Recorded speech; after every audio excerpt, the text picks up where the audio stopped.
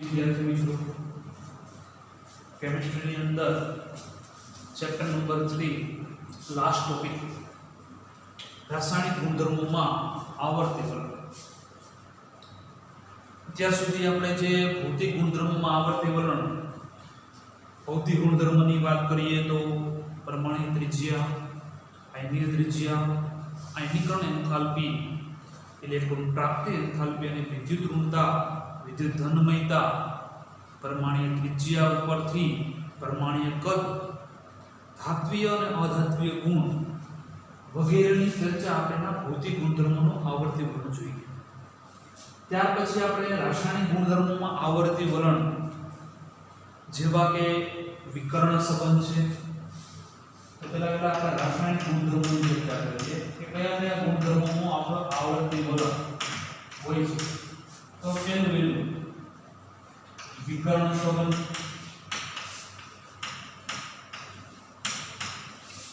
आ उपरांत संयोजकता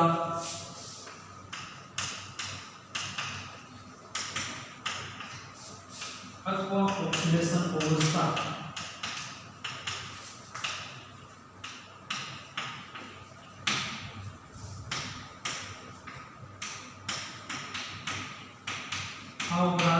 निष्क्रिय युग्मन असर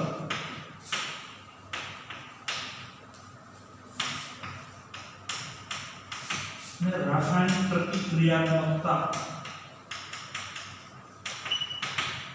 वगैरह जेवा रासायनिक गुणधर्मो समूह में डाबी बाजुथी जमणी बाजू तरफ जईए तेम विकर्ण संबंध संयोजकता ऑक्सीडेशन अवस्था निष्क्रिय युग्मन असर रासायनिक प्रतिक्रियात्मकता कई रीते बदलाय આપણે જે તે સમૂહમાં ચર્ચા કરવાની છે। આપણા અભ્યાસક્રમની અંદર 11મા ધોરણની અંદર એસ વિભાગના તત્વો પી વિભાગના તત્વો પાર્ટ 1 કે જેની અંદર 13મો અને 14મો સમૂહ ભણવાના છે। ધોરણ 12ની અંદર पी विभागना तत्वों पार्ट 2 એટલે કે 15 થી 18માં સમૂહના તત્વો અને ડી અને એફ વિભાગના તત્વો આ એક ચેપ્ટર છે। 11મા ધોરણની અંદર 10મા નંબરનું ચેપ્ટર 11મા નંબરનું ચેપ્ટર 12મા ધોરણની અંદર 7મા નંબરનું ચેપ્ટર અને 8મા નંબરનું ચેપ્ટર એટલે આપણે આખા વર્ગ કોષ્ટકના વિભાગ વાઇઝ તો ભણવાના છીએ। आ जेते विभागनी अंदर एनो विकर्ण संबंध समझवानो थशे निष्क्रिय युग्मन असर आ उपरांत रासायनिक प्रतिक्रियात्मकता आपणे समझवाना छे। અહીં આપણે સંયોજકતા અને એની ઓક્સિડેશન અવસ્થામાં કેવા પ્રકારની આવર્તી વલણ જોવા મળે છે એના માટેની ચર્ચા કરીએ તો સૌપ્રથમ આપણે સંયોજકતા અને ઓક્સિડેશન અવસ્થાની ચર્ચા કરીએ। સૌપ્રથમ આપણે संयोजकता अथवा ऑक्सीडेशन अवस्था समझिए। पहला આપણે વ્યાખ્યા संयोजकता अथवा ऑक्सीडेशन अवस्था ने जो प्रतिनिधि तत्वों अथवा मुख्य समूहना तत्वों एस અને पी विभागना तत्वों माटेની चर्चा કરીએ तो प्रतिनिधि तत्वोनी अंदर सामान्य रीते का एना जे समूह जे છે એ એટલે કે બાહ્યતમ કોષમાં રહેલા ઇલેક્ટ્રોનની સંખ્યા अथवा तो इलेक्ट्रॉन की संख्या 8 मांथी बाद करवामां आवे तो एमनी संयोजकता मेळवी सकीए। એટલે संयोजकता એટલે આમ લખી શકીએ એની વ્યાખ્યા કે તત્વોની અન્ય તત્વો સાથેની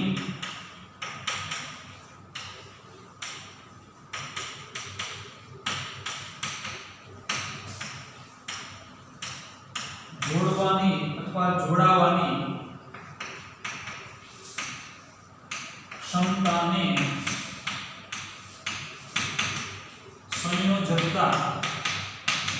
कहे छे। अथवा बीजी व्याख्या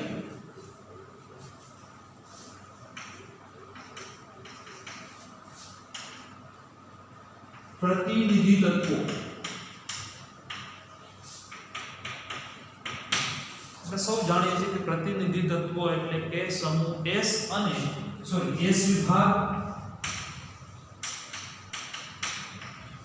અને P વિભાગના તત્વો જેને આપણે પ્રતિનિધિ તત્વો તરીકે એટલે કે સમૂહ 1 અને 2, સમૂહ 13, 14, 15, 16 અને 17 એની પ્રતિનિધિ તત્વોના બાહ્યતમ કોષમાં રહેલા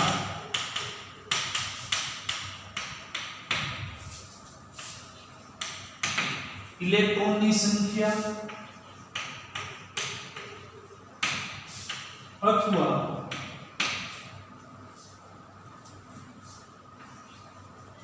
ઇલેક્ટ્રોનની સંખ્યાને 8 માંથી બાદ કરતા મળતી સંખ્યાને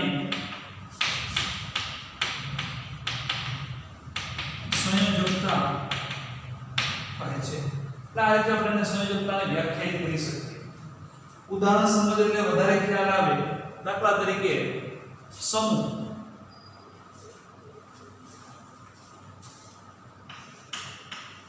પ્રતિનિધિ તત્વો તરીકે છે એટલે કે 1, 2, પછી P વિભાગના તત્વો એટલે 13, 14, 15, 16, 17 અને 18. એની બાહ્યતમ કોષમાં ઇલેક્ટ્રોનની સંખ્યા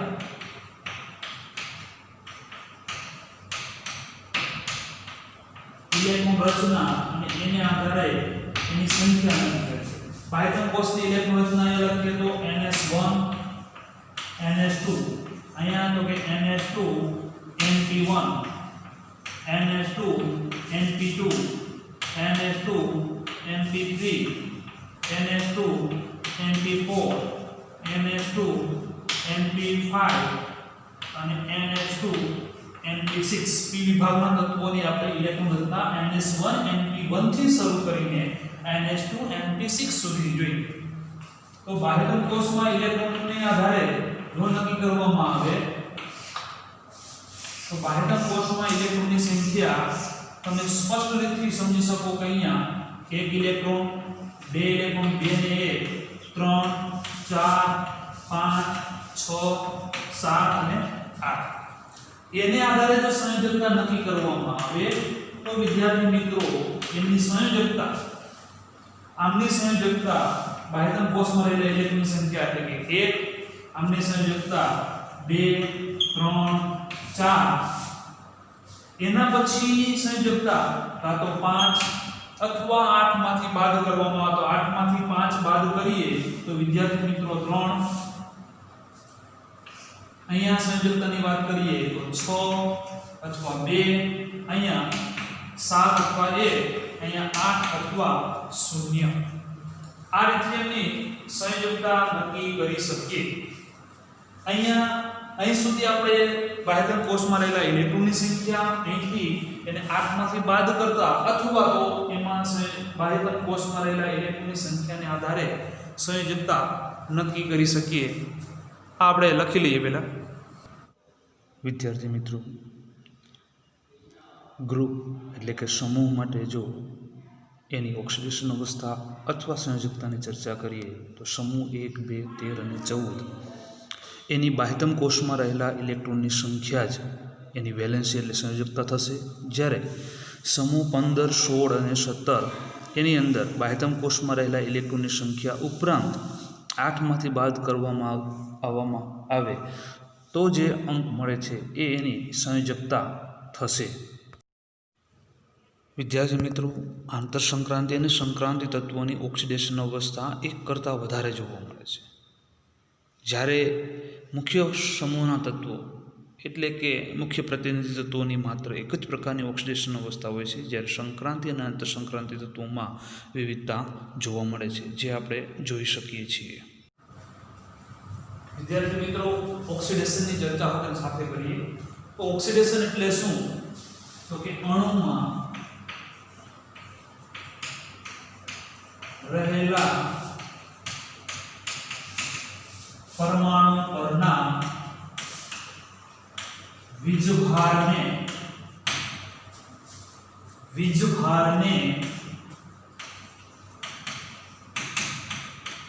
ઓક્સિડેશન આમ કહે છે. સમૂહ 1 અને 2 નો ઓક્સિડેશન આંક અથવા સંયોજકતા સમજીએ તો સમૂહ 1 ના તત્વો lithium, sodium, potassium, rubidium, caesium, francium આ જે તત્વો હોય છે વિદ્યાર્થી મિત્રો, જ્યારે આપણે સમૂહની ચર્ચા કરતા હતા એટલે કે S વિભાગના તત્વોની ચર્ચા કરતા હતા ત્યારે પ્રથમ સમૂહના જે તત્વો હોય છે એ સરળતાથી એક ઇલેક્ટ્રોન ગુમાવે છે, એટલા માટે એની ઉપર બધા ઉપર +1 વીજભાર હોય છે. ઉદાહરણ તરીકે તો કે સોડિયમ પ્લસ, એનો મતલબ કે એની સંયોજકતા અથવા ઓક્સિડેશન અવસ્થા +1 હોય છે. એટલે સમૂહ 1 એની ઉપર મેટલ ઉપર +1 અવસ્થા હોય છે, એટલે એની સંયોજકતા કહો અથવા ઓક્સિડેશન અવસ્થા કહો એની હંમેશા કેટલી હોય છે +1. સમૂહ 1 માટે ઓક્સિડેશન અવસ્થા +1. સમૂહ 2 ના તત્વોની વાત કરીએ તો બેરિલિયમ, મેગ્નેશિયમ, કેલ્શિયમ, સ્ટ્રોન્શિયમ, બેરિયમ અને રેડિયમ બધા તત્વો સરળતાથી 2 ઇલેક્ટ્રોન ગુમાવી નિષ્ક્રિય વાયુની રચના પ્રાપ્ત કરે. ઉદાહરણ તરીકે મેગ્નેશિયમ +2 Mg+2 આપણે સૌ જાણીએ છીએ, અને એટલા માટે આવા સમૂહને Mg+2 અને એટલા જ માટેની સંયોજકતા અથવા ઓક્સિડેશન અવસ્થા કેટલી ગણાશે તો +2. સમૂહ 1 ના તત્વોના કેટલાક ઉદાહરણ, કારણ કે આપણે અણુની વાત કરી તો NaCl આપણે સૌ જાણીએ કે એની ઉપર +1 એનો મતલબ કે સોડિયમની ઓક્સિડેશન અવસ્થા +1 છે અથવા એની સંયોજકતા ત્યાં +1 છે. એ જ રીતે ક્લોરીનની વાત કરીએ તો ક્લોરીનની -1 છે. આ ઉપરાંત એના પછીના સમૂહ એટલે કે આપણે મુખ્ય સમૂહ અથવા પ્રતિનિધિ તત્વોની ચર્ચા કરીએ એટલે સમૂહ 13 ના તત્વો. સમૂહ 13 ના તત્વો એટલે કે boron, aluminium, gallium, indium, thallium આ બધા તત્વો જે છે તત્વોની ઓક્સિડેશન અવસ્થા +3, કારણ કે એની ઉપર મેટલ ઉપર +3 એટલા માટે એની ઓક્સિડેશન અવસ્થા +3 સ્વરૂપે જોવા મળે છે. સમૂહ 14 ના તત્વો એટલે કે કાર્બન, સિલિકોન, જર્મેનિયમ, કાસીજટી અને લેડ આ જે તત્વો હોય છે એની ઓક્સિડેશન અવસ્થા +4 સ્વરૂપે અસ્તિત્વ ધરાવે છે. એના પછી સમૂહ 15, 16, 17 અને 18 ની વાત કરીએ તો સમૂહ 15 ના તત્વો sodium, phosphorus, arsenic, antimony, bismuth આ બધાની ઓક્સિડેશન અવસ્થા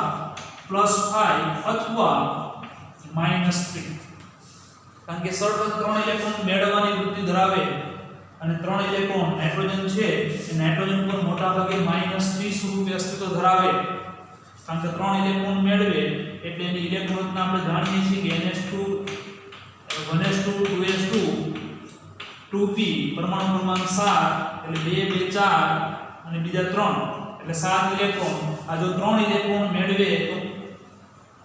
2p6 એટલે કોના જેવી તો કે નિયોન જેવી રચના પ્રાપ્ત કરે, અને એટલા માટે આ સમૂહ ઉપર -3 ઓક્સિડેશન અવસ્થા પણ જોવા મળે છે. એની સંયોજકતા 5 અને 3 જ્યારે એની ઓક્સિડેશન અવસ્થા તો નિશાની સાથે એટલે કે +5 અને -3 સ્વરૂપે હોય છે. એના પછીનો સમૂહ એટલે કે સમૂહ 16 oxygen, sulphur, selenium, tellurium, polonium વગેરે સમૂહ માટે +6 અથવા -2 ઓક્સિડેશન અવસ્થા. સમૂહ 17 ની વાત કરીએ તો તો ફ્લોરિન, ક્લોરિન, બ્રોમિન, આયોડિન અને એસિસ્ટીન જેની ઉપર +7 અથવા -1 ઓક્સિડેશન અવસ્થા 8 માંથી બાદ કરીએ, 8 માંથી 6 બાદ કરીએ એટલે -2 અને -1 એ પ્રમાણે એ જ રીતે સમૂહ 18 ના તત્વો આપણે સૌ ઓળખીએ neon, argon, krypton, xenon, radon આ તત્વો માટે 8 અથવા 0 આ રીતેની સંયોજકતા અને ઓક્સિડેશન અવસ્થા માટેના કેટલાક અગત્યના પોઈન્ટ આપણે યાદ રાખી શકીએ. વિદ્યાર્થી મિત્રો, ઓક્સિડેશન અવસ્થા એટલે કે બાહ્યતમ કોષમાં રહેલા ઇલેક્ટ્રોન ને પણ ઓક્સિડેશન અવસ્થા વડે દર્શાવી શકાય, પરંતુ IUPAC દ્વારા ઓક્સિડેશન આંકની વ્યાખ્યા આ પ્રમાણે આપવામાં આવી: a measure of the degree of an oxidation of an atom in a substance, એટલે કે તત્વમાં ઇલેક્ટ્રોનની દ્રષ્ટિએ ઓક્સિડેશન આંકને નક્કી કરવામાં આવે. જો આપણે પોટેશિયમ કે જે એક ઇલેક્ટ્રોન ગુમાવે છે જેથી કરીને એની ઉપર ધન ઓક્સિડેશન અવસ્થા આવે છે, જ્યારે સલ્ફર છે એ 2 ઇલેક્ટ્રોન મેળવે છે એટલા માટે એની ઉપર ઋણ ઓક્સિડેશન અવસ્થા દર્શાવવામાં આવે છે. વિદ્યાર્થી મિત્રો, પોટેશિયમ 1 ઇલેક્ટ્રોન ગુમાવે છે એટલા માટે એની ઓક્સિડેશન અવસ્થા +1, જ્યારે સલ્ફર છે 2 ઇલેક્ટ્રોન મેળવે છે એટલા માટે એની ઓક્સિડેશન અવસ્થા એ -2 વડે દર્શાવવામાં. વિદ્યાર્થી મિત્રો, દરેક તત્વની ધન અથવા ઋણ ઓક્સિડેશન અવસ્થા હોય એવું જરૂર નથી. દાખલા તરીકે આ ગ્રાફની મદદ જોઈએ તો કેટલાક તત્વો ધન ઓક્સિડેશન અવસ્થા દર્શાવે છે, જ્યારે કેટલાક તત્વો એ ઋણ ઓક્સિડેશન અવસ્થા દર્શાવે છે. હજી સંયોજકતાની અંદર જો સમૂહના હાઇડ્રોજન અને ઓક્સાઇડ, વિદ્યાર્થી મિત્રો ટેક્સ્ટ બુકમાં જે કોષ્ટક આપેલું એ સમજીએ તો ખ્યાલ આવશે. ઓક્સિડેશન અવસ્થા આપણે ક્લિયર થઈ. દાખલા તરીકે સમૂહ 1 ના તત્વો છે તો લિથિયમ છે, સોડિયમ છે, પોટેશિયમ છે વગેરે ઉપર +1 ઓક્સિડેશન અવસ્થા હોય અને +1 હોય તેની સાથે એક જ હાઇડ્રોજન જોડાય H-2. અહીંયા બીજા નંબરના જે તત્વો છે એની અંદર તો ઉદાહરણ તરીકે કેલ્શિયમ પર +2 અને હાઇડ્રોજન ઉપર -1 એટલે ક્રોસમાં સંયોજકતા અથવા ઓક્સિડેશન અવસ્થા ક્રોસમાં નીચે આવે તો એનું સૂત્ર લખી શકાય CH2. અત્યાર સુધી તમે આવા સૂત્રો જોયા હશે. દાખલા તરીકે Al2O3 આવા પ્રકારનું સૂત્ર હોય તેમાં એની ઓક્સિજન અને એલ્યુમિનિયમની સંયોજકતા અથવા ઓક્સિડેશન અવસ્થા કઈ રીતે નક્કી કરી શકીએ તો ક્રોસમાં ઉપર ચડાવીએ એટલે હંમેશા પ્રથમ મોટા ભાગે પ્રથમ ધનાયન અને ત્યારબાદ ઋણાયન એટલે ઉપર ક્રોસમાં ઉપર ચડે એટલા માટે એલ્યુમિનિયમ પર +3 વીજભાર અને ઓક્સિજન ઉપર -2 વીજભાર. અમુક જ અપવાદ એવા છે કે જેમાં આગળ ધન વીજભાર ન હોય, જેમ કે એમોનિયાનું બેસ્ટ ઉદાહરણ છે. એમાં ધન વીજભાર એ પાછળ દર્શાવેલો છે અને ઋણ વીજભાર છે એ આગળ દર્શાવેલો ક્રોસમાં 1 છે એટલે 1 પ્લસ અને આ -3. સેમ એ પ્રમાણે એનું ઉદાહરણ છે PH3, એમાં પણ એ જ રીતે છે. એટલે અમુક જ એવા અપવાદ છે કે જેમાં ઋણાયન આગળ દર્શાવેલો છે, બાકી મોટા ભાગે ધનાયન આગળ અને ઋણાયન પાછળ કોઈ પણ અણુસૂત્રમાં ક્રોસમાં ઉપર એ રીતે દર્શાવો એટલે ધન અને ઋણ વીજભાર સરળતાથી નક્કી કરી શકીએ. સેમ એ પ્રમાણે અહીંયા ઉદાહરણ આપેલું છે AlH3 અથવા બોરોન માટે BH3, આ બે અણુ ભેગા થાય એટલે B2H6 હોય આવું, પરંતુ આ સ્વરૂપે અસ્તિત્વ ધરાવે છે. ચોથા એટલે કે 4+4 ઓક્સિડેશન અવસ્થા માટે આપણે CH4, સિલેન, SiS4 આ ઉપરાંત બીજા ઉદાહરણ આપણે આપેલા જ છે. 15મા સમૂહ માટે તો કે NH3 -3 ઓક્સિડેશન અવસ્થા, PH3 -3 ઓક્સિડેશન અવસ્થા. 16મા સમૂહમાં H2O, કારણ કે આની ઉપર કેટલો વીજભાર -2 વીજભાર હોય, અહીંયા -3 ઓક્સિડેશન અવસ્થા, અહીંયા -2 ઓક્સિડેશન અવસ્થા એટલે H2O, H2S, H2SE આ પ્રકારે એના અણુ દર્શાવી શકે. 17મા સમૂહમાં તો ખ્યાલ જ છે HF, HCl, HBr, HI કે જેની અંદર અહીંયા +1 અને -1 સ્વરૂપે આ રીતથી એના અણુ સૂત્રો દર્શાવે છે. ઓક્સાઇડમાં પણ સેમ એ જ રીતથી -2 ઓક્સિડેશન અવસ્થા, આની આપણે +1 ઓક્સિડેશન અવસ્થા, આની +2, આની +3 આની +4 સ્વરૂપે તો આ રીતે તમામ સૂત્રો સમજી શકીએ લિથિયમ નું સમજીએ તો ખ્યાલ આવે કે લિથિયમ પર +1 ઓક્સિડેશન અવસ્થા અને ઓક્સિજન ઉપર -2 ક્રોસમાં સૂત્ર બનશે LiO એ જ રીતે Na2O A2O વગેરે અહીંયા તો કે કેલ્શિયમ ઉપર +2 અને ઓક્સિજન ઉપર -2 ક્રોસમાં એટલે આ પ્રમાણે સૂત્ર ન દર્શાવતા સરખું હોવાને કારણે આપણે CaO તરીકે દર્શાવીએ મેગ્નેશિયમ ઓક્સાઇડ કેલ્શિયમ ઓક્સાઇડ વગેરે એલ્યુમિનિયમ ઉપર તો એલ્યુમિનિયમ પર +3 વિભાગ ઓક્સિજન ઉપર -2 એટલે ક્રોસમાં સૂત્ર બને Al2O3 એ જ પ્રમાણે બીજા સૂત્રો પણ બુકની અંદર તમે જોઈ શકો કે B2O3 GaO2 IN2O3 વગેરે આ પ્રમાણે છે અહીંયા કાર્બન ઉપર તો કાર્બન ઉપર +4 વિભાગ ઓક્સિજન ઉપર -2 એટલે સૂત્ર બને છે CO2 બનવું જોઈએ C2O4 બંનેમાંથી 2 કોમન એટલે CO2 SiO2 વગેરે 15મા સમૂહની અંદર તો કે 15મા સમૂહની અંદર એની ઓક્સિડેશન અવસ્થા બીજી 3 તરીકે પણ લઈ શકીએ અને +5 તરીકે પણ લઈ શકીએ દાખલા તરીકે નાઇટ્રોજન ઉપર +3 ઓક્સિડેશન અવસ્થા અને ઉપર -2 એટલે સૂત્ર બનશે N2O3 પરંતુ જો નાઇટ્રોજન ઉપર +5 ઓક્સિડેશન અવસ્થા લો ઓક્સિજન ઉપર -2 ઓક્સિડેશન અવસ્થા તો ક્રોસમાં સૂત્ર N2O5 જે તે સમૂહમાં આપણે એને ડિટેલમાં સમજવાના છીએ અત્યારે સૂત્ર કઈ રીતે નિર્માણ પામે એની ઓક્સિડેશન અવસ્થાને આધારે એ સમજી રહ્યા છીએ 16મા સમૂહની અંદર તો કે સલ્ફરની વાત કરીએ તો સલ્ફરનું સૂત્ર SO2 સેલેનિયમની વાત કરીએ તો SeO2 અહીંયા તો કે અહીંયા ક્રોસમાં એનો ઓક્સિડેશન આયન -2 અને અહીંયાનો ઓક્સિડેશન +4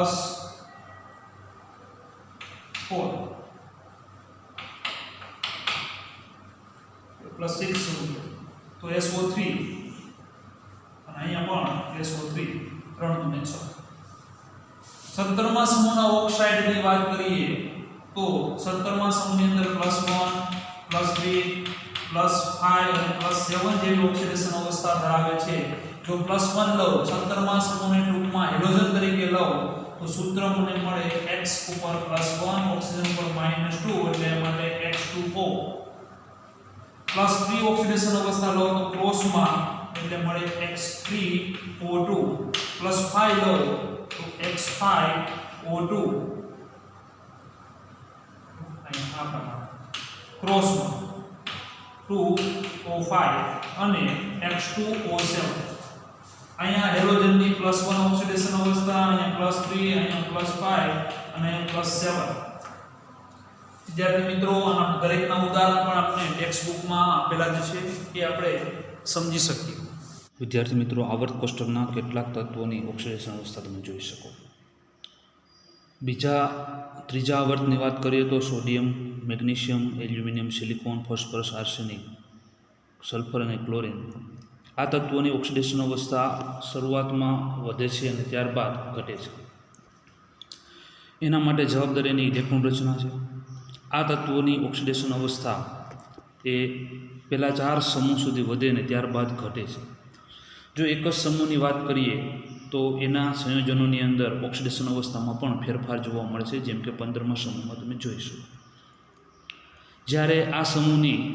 હાઇડ્રાઇડ અને ઓક્સાઇડ સંયોજનની ચર્ચા કરવામાં આવે તો હાઇડ્રાઇડ સંયોજનો એ તમે જોઈ શકો કે સમૂહ 1, 2, 13 અને 14 સુધી એની ઓક્સિડેશન અવસ્થા વધે છે જ્યારે 15, 16 અને 17 દરમિયાન એની ઓક્સિડેશન અવસ્થામાં ઘટાડો જોવા મળે છે ત્યારબાદ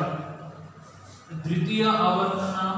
તત્વોની અનિયમિતતાના ગુણધર્મો Group 2 and boron to fluorine in groups 13 to 17.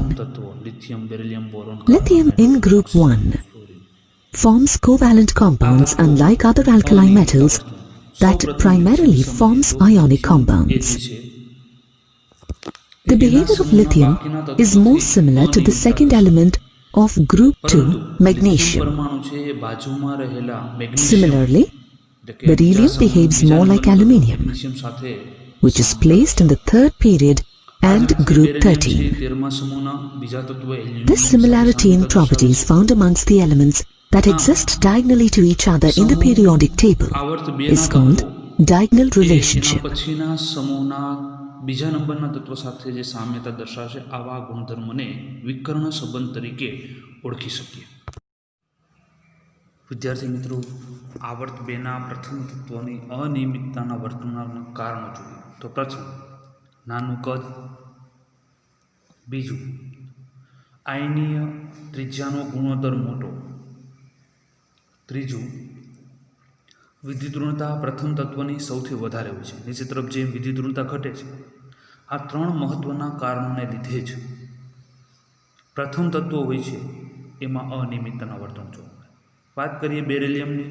તો બેરિલિયમનું કદ એ નાનું છે, એ એના કરતાં મોટા કદ ધરાવતા ક્લોરિન સાથે જોડાશે, જેથી કરીને એની વર્તણૂક અલગ જોવા મળે છે. આ ઉપરાંત આ નાના કદવાળો જ્યારે મોટા કદ સાથે જોડાશે ત્યારે આયનીય ત્રિજ્યાનો ગુણોત્તર પણ મોટો મળશે, જેથી કરીને પણ એને અવર્તણૂકતાનું કારણ હોઈ શકે છે. આના પછી જે ત્રીજો ગુણધર્મ છે એ તમે જોઈ શકો કે બેરિલિયમ એ હાઈલી ઇલેક્ટ્રોનેગેટિવિટી દર્શાવે છે, એટલે વિદ્યુત ઋણતા વધારે છે, જેથી કરીને પણ એના બંધની ક્ષમતા વધારે હોય છે. વિદ્યાર્થી મિત્રો, આ ઉપરાંત બે મહત્ત્વના ગુણધર્મો કે જે બેરિલિયમ દર્શાવે છે. બેરિલિયમ તત્વની જો ઇલેક્ટ્રોન રચનાની વાત કરીએ તો 1s2 2s2 એની બાજુમાં n=3 કક્ષકો ખાલી હશે. આ તત્વની અંદર જો ઇલેક્ટ્રોનની ગોઠવણી કરવામાં આવે તો એ મેક્સિમમ, આમ તો 1s2 અને 2s2 એટલે કે જે બે કક્ષકો એટલે મેક્સિમમ 4 બંધ બનાવી શકે, જ્યારે બાકીના તત્વો જે છે એની સમૂહમાં નીચેના તરફના તત્વો, આ તત્વો એ 4 કરતાં વધારે બંધ બનાવી શકે છે, જ્યારે બેરિલિયમ છે એ વધુમાં વધુ 4 જ બંધ બનાવી શકે. એટલા જ માટે એનું સૂત્ર BeF4- આ પ્રકારનો એ બેરિલિયમ ફ્લોરિન સાથે જોડાશે ત્યારે એ 4 ફ્લોરિન સાથે જોડાઈ શકે, જ્યારે એ સિવાયના એટલે કે એની નીચેના જે તત્વો હોય છે સમૂહમાં એ તત્વો એ 4 કરતાં વધારે બંધ બનાવી શકે. આ રીતથી બેરિલિયમ F4- નું તમે સ્ટ્રક્ચર જોઈ શકો. જ્યારે એલ્યુમિનિયમ F6- જે તમે જોઈ શકો કે 6 સુધી એ બંધ બનાવી શકે છે, એટલે નીચેના તત્વોની બંધ બનવાની ક્ષમતા બેરિલિયમની સાપેક્ષે વધુ હોવાને કારણે અનિયમિતતા બેરિલિયમ દર્શાવે છે. આ ઉપરાંત એની ઇલેક્ટ્રોન બંધ બનવાની ક્ષમતા કાર્બન અને નાઇટ્રોજનની એ વધુ બંધ બનાવી શકે છે. આ ક્ષમતાને કારણે પણ અનિયમિતતા દર્શાવે છે. બીજો આવર્ત એટલે કે લિથિયમ, બેરિલિયમ, સિગિયમ, બોરોન, કાર્બન, નાઇટ્રોજન, ઓક્સિજન અને ફ્લોરિન. આ તત્વો એ n=2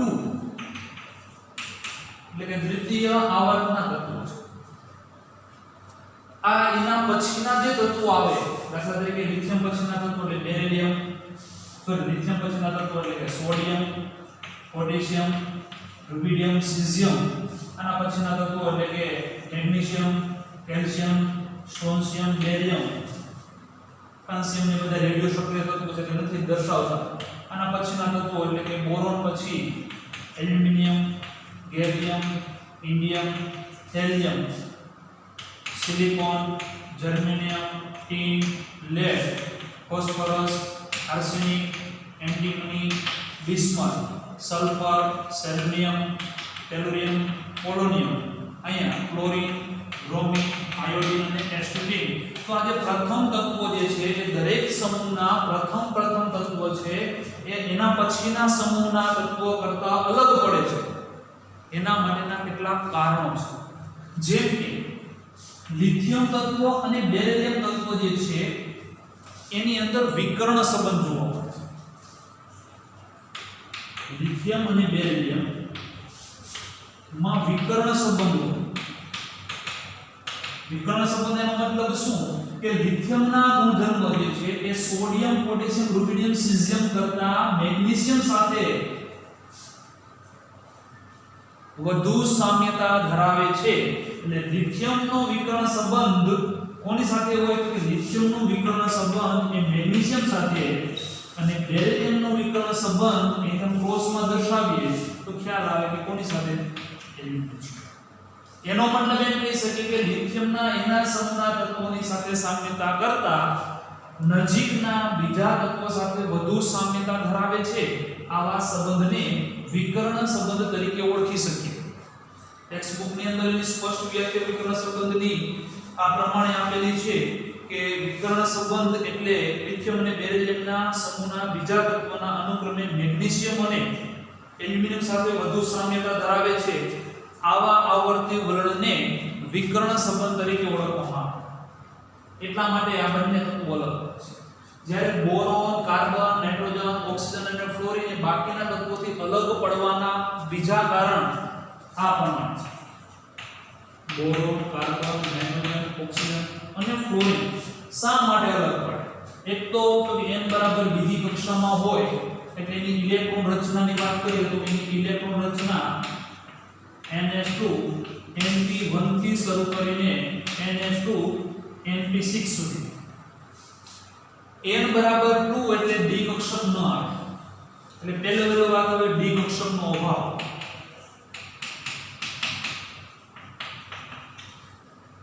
બીજો પોઈન્ટ તો ઉપરથી નીચે તરફ જોઈએ તો આ બધાનું કદ નાનું છે એટલે કદ નાનું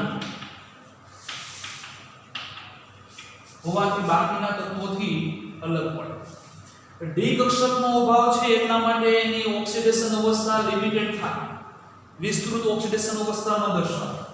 એટલે ડી કક્ષકના અભાવને કારણે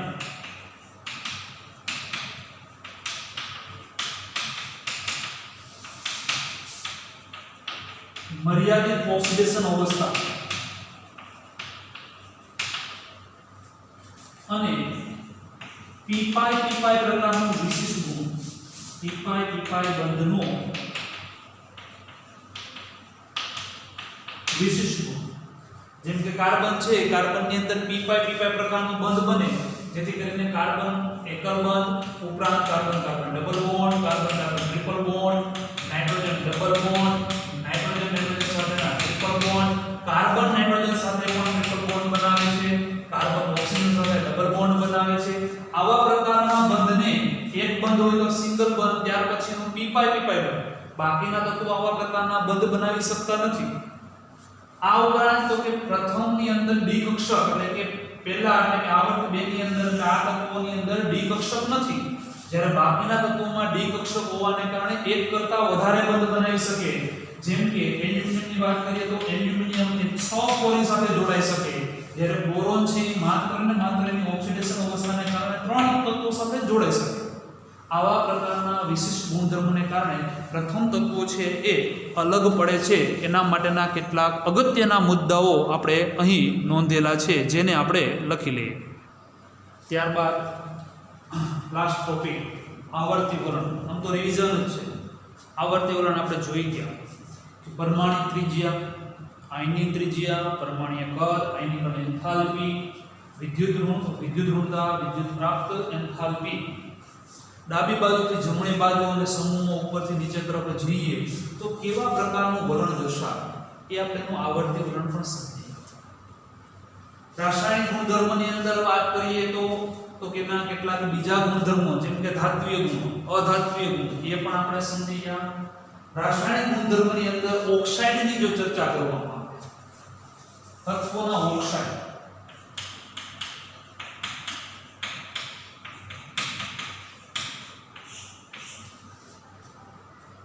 તો એને આ પ્રમાણે અત્યારે આપણે બે ભાગ પાડી શકીએ કે જે ધાતુના ઓક્સાઇડ હોય વધારે ડિટેલની અંદર આપણે 3 ભાગ પાડીએ વધારે ડિટેલની અંદર 12મા ધોરણની અંદર આપણે ભણવાના છીએ કે ધાતુના ઓક્સાઇડ એટલે કે મેટલ ઓક્સાઇડ હોય X અને Y તો એ હંમેશા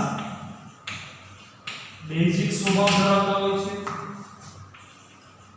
અધાતુના ઓક્સાઇડ હોય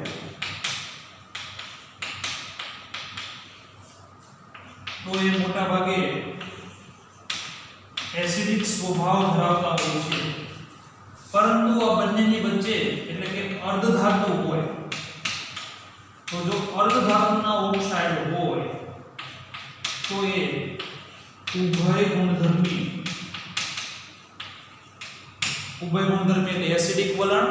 અને બેઝિક વલણ એ બંને પ્રકારના વલણ દર્શાવતા હોય છે. એસિડિક વલણ અને બેઝિક વલણ આ બધાના ઉદાહરણ તરીકે લખીએ તો વધારે ખ્યાલ આવશે. જેમ કે NaOH સોડિયમ હાઇડ્રોક્સાઇડ શેમાંથી નિર્માણ પામે તો કે Na2O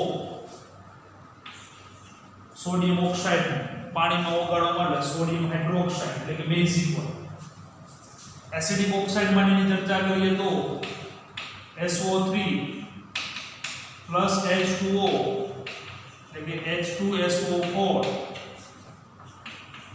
N2O3 એને પાણીમાં ઓગાળીએ એટલે HNO2 નાઇટ્રિક એસિડ માં રૂપાંતર પામે એટલે કે એસિડિક ઓક્સાઇડમાં રૂપાંતર. ઉભય ગુણધર્મી ઓક્સાઇડ Al2O3 Sb2O3 વગેરે ઓક્સાઇડો એ ઉભય ગુણધર્મી ઓક્સાઇડો છે. આ ઉપરાંત લેન્થેનોઇડ શ્રેણી અને એક્ટિનોઇડ શ્રેણી. લેન્થેનોઇડ શ્રેણીમાં વધારે સામ્યતા જોવા મળે છે જ્યારે એક્ટિનોઇડ શ્રેણીની અંદર સામ્યતા ઓછી છે. એ જે તે વિભાગની અંદર આપણે એની ચર્ચા પણ કરવાની છે. તો અહીં સુધી આપણે આ ટોપિક નોંધી લઈએ કે જે તત્વોના કેટલાક અગત્યના ઓક્સાઇડો સમજી શકીએ. ચેપ્ટર નંબર 3 અહીં પૂર્ણ થાય છે.